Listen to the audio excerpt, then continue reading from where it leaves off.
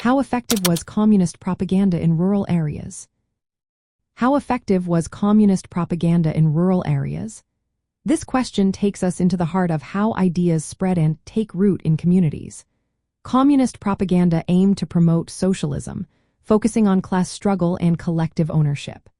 In rural areas, the goal was to win over peasants by promising better living conditions and social mobility through socialist policies. However, the journey was not straightforward. One major challenge was the lack of local party structures. Often, the people sent to rural areas were outsiders who did not understand agricultural life. This made it hard for them to connect with the local population. Resistance was another factor. Many rural residents were skeptical of the new ideas being presented. In the early days, there was significant pushback against collectivization and other communist policies. Over time, some peasants adapted to the changes while still holding onto their doubts.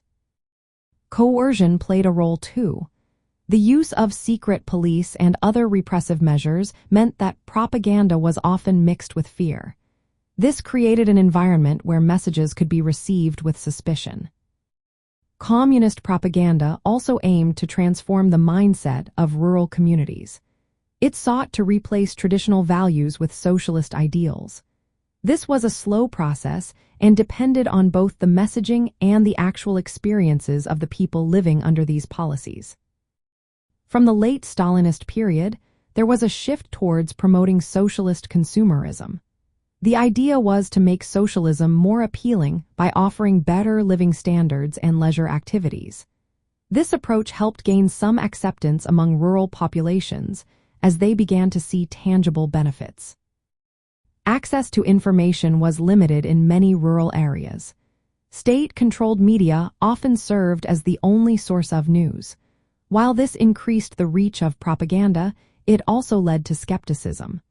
Poor living conditions made it hard for people to trust official sources.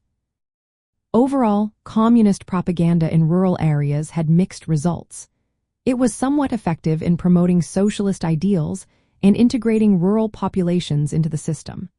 However, it faced ongoing challenges from local resistance and cultural differences. The efforts reflected a complex attempt to build a class-conscious society that included rural workers and peasants.